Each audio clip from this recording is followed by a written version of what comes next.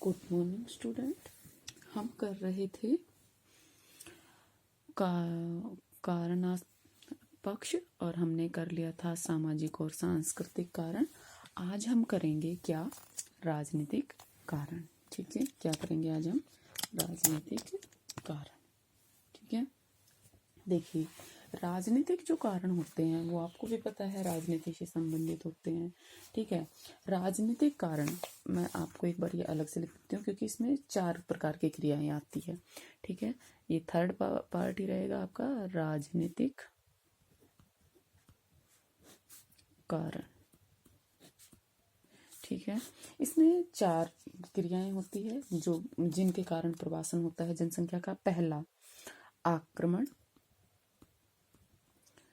ठीक है, दूसरा विजय, ठीक है, तीसरा उपनिवेश और फोर्थ है आपका बाध्य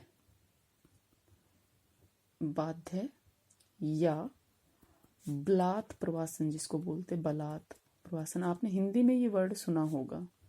ठीक है, मतलब इसका मतलब होता है बल से मतलब बलपूर्वक, जबरदस्ती। ठीक है, फोर्स्ड माइग्रेशन जिसको बोलते हैं। देखिए आक्रमण क्या होता है? आक्रमण आपको पता है क्या होता है?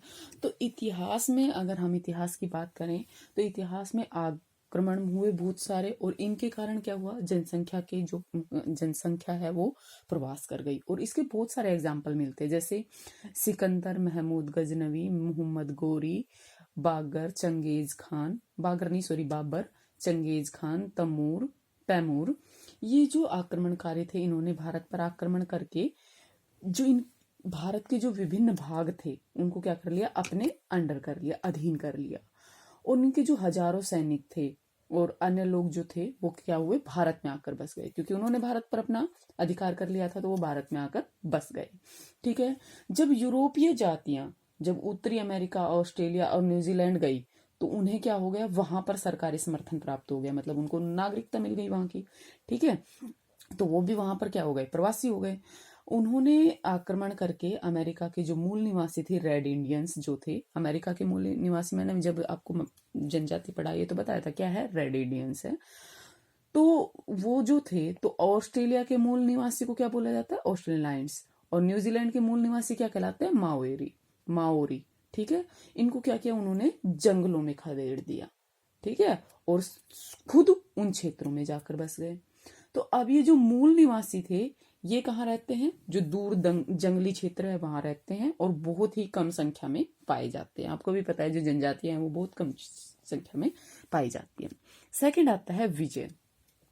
जब अंग्रेज लोग भारत में क्या बन के आए थे? व्यापारी बनकर आए थे। बाद में उन्होंने क्या किया? भारत के जो अधिकांश हिस्से थे उन पर क्या कर लिया? विजय प्राप्त कर ली और उन्हें अपने अधिकार में ले लिया। इसका परिणाम क्या हुआ कि जो बड़ी संख्या में अंग्रेज जो थे वो भारत में आकर बस गए। ये इस बात से तो आप सभी परिचित है कि भाई वो आकर यहाँ बस गए थे। और जो निम्न श्रेणी का काम है वो तो किससे करवाते? भारतवासियों से करवाते। और जो उच्च श्रेणी का काम था वो क्या करते? खुद से करते।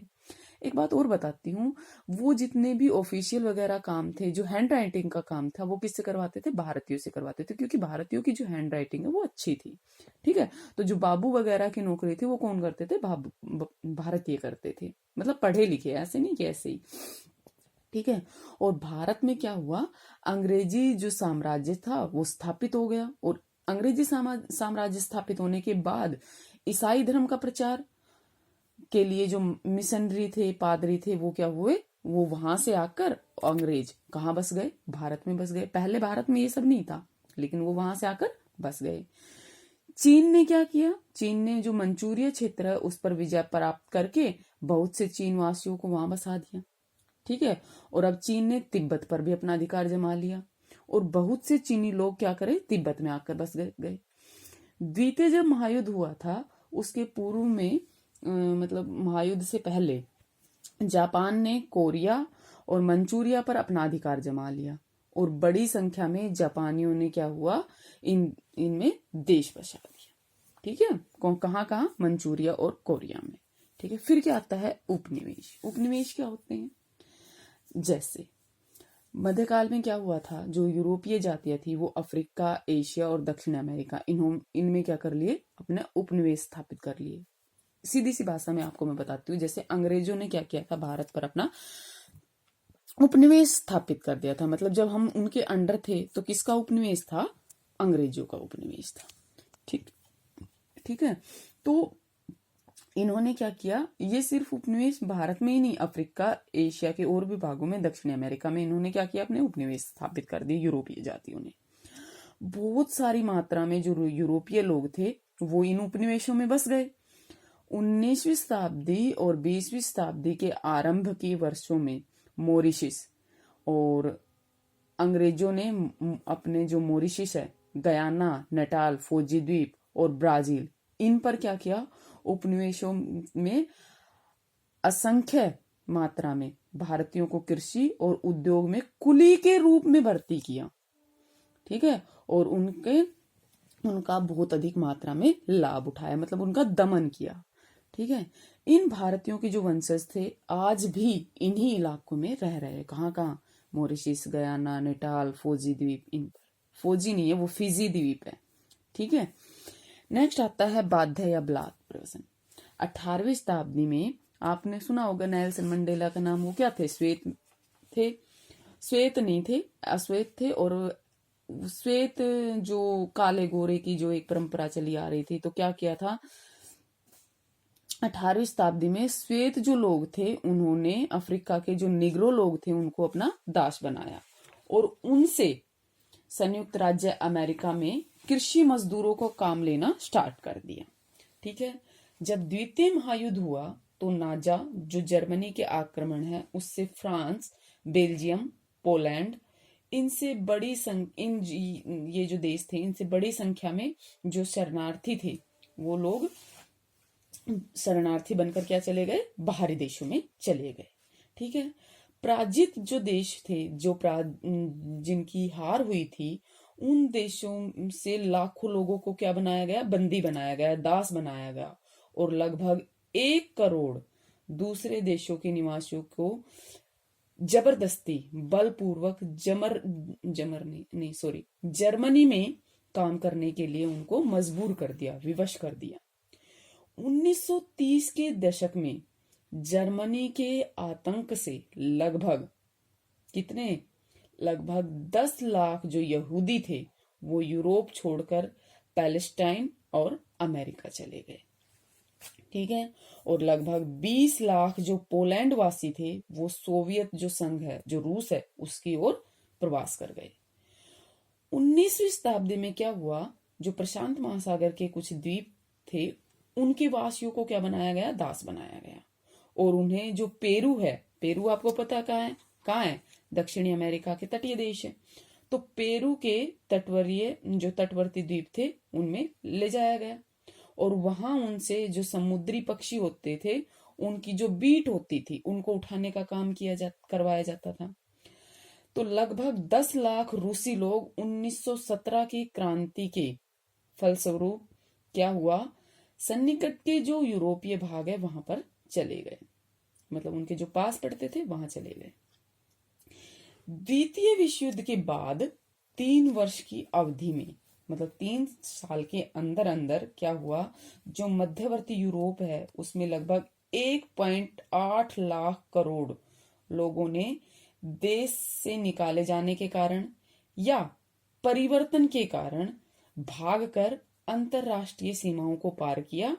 और सन 1947 में जब भारतीय उपमहाद्वीप का विभाजन हुआ तो उसके कारण 15 लाख व्यक्ति जो थे उन्होंने अंतरराष्ट्रीय सीमा को क्या किया, पार किया। 1948 में जब इजराइल की स्थापना हुई तो लगभग 1.5 करोड़ जो फिलिस्तीनी थे वो अरबी शरणार्थी हो गए। सन 1948 से 51 के बीच की 3 वर्ष की अवधि में लगभग 6 लाख यहूदी जो थे वो पहुंच गए। ठीक है। मतलब बलपूर्वक जिनसे क्या करवाया गया, जबरदस्ती दूसरे देशों में शिफ्ट किया गया या वो फिर किसी उससे बचकर भाग गए, वो क्या कहलाता था, बध्य या बलात् प्रवेश। आपने बलात् वर्ड सुना होगा हिंदी में, ठीक है। नेक्स्ट आपका क्या आता है, जनसांख्यिकीय कारण, ठीक है। जनसांख्यिकीय कारण में क्या आता है, प्रवासन से जो बहुत से जनसांख्यिकीय घटक है वो उस पर भी निर्भर करता है प्रवास। तो फॉर एग्जाम्पल इसको ऐसे समझिए, प्रवास की इच्छा और मात्रा को निर्धारित करने में जो आयु होती है, जो एज ग्रुप होता है, उसका बहुत बड़ा हाथ होता है। जो युवा वर्ग होते हैं मेनली वो क्या करते हैं, अन्य आयु वर्ग जो होते हैं उनके अपेक्षा ज्यादा सक्रिय होते हैं, ये तो आपको भी पता है। तो इसी प्रकार क्या होता है, जो प्राकृतिक जनसंख्या वृद्धि है उसमें क्षेत्रीय विषमता के कारण जो जनसंख्या संसाधन है उसका संतुलन क्या होता है, बिगड़ जाता है, इम्बैलेंस हो जाता है। जो हर प्रकार का जो संचरण होता है उसको बेस प्रदान करता है, आधार प्रदान करता है। जनसंख्या जैसे जैसे जनसंख्या बढ़ती है उसके बढ़ने पर क्या होता है, संसाधनों पर जनसंख्या का दबाव बढ़ता है, आपको भी पता है, ठीक है। जैसे ये 2 रोटी है, अब घर में खाने वाले 3, तो दबाव बढ़ेगा ना, कैसे डिवाइड किया जाए। तो ऐसे ही संसाधन कम होते गए और जनसंख्या का दबाव बढ़ता जा रहा है। तो यूरोप में जनसंख्या के दबाव के कारण ही जो यूरोपीय लोग हैं वो कहाँ चले गए, अमेरिका में चले गए, एक कारण ये भी था। अब भारत में आप देखिए बिहार की जनसंख्या क्या है, लगातार बढ़ती जा रही है, ऐसे ही पूर्वी उत्तर प्रदेश की जनसंख्या पर बढ़ती जा रही है, और इस कारण से क्या हो रहा है, वहां पर जो संसाधन है उनके साथ उनका बैलेंस बिगड़ रहा है, ठीक है। तो यही कारण है कि इन इलाकों से जो बड़ी संख्या में जो मजदूर है वो कहाँ, पंजाब की ओर, हरियाणा की ओर पलायन कर रहे हैं, प्रवास कर रहे हैं, ठीक है। तो ये क्या कहलाता है, जनसांख्यिकी के कारण। नेक्स्ट पक्ष आता है आपका कौन सा, ये हमने कारण पक्ष पढ़ा है। नेक्स्ट कौन सा है भाई, इसमें नहीं लिखा हुआ, स्थान पक्ष, समय पक्ष, और ये कारण पक्ष था। अब हम पढ़ेंगे संख्या पक्ष, वो हम पढ़ेंगे नेक्स्ट क्लास में, ठीक है।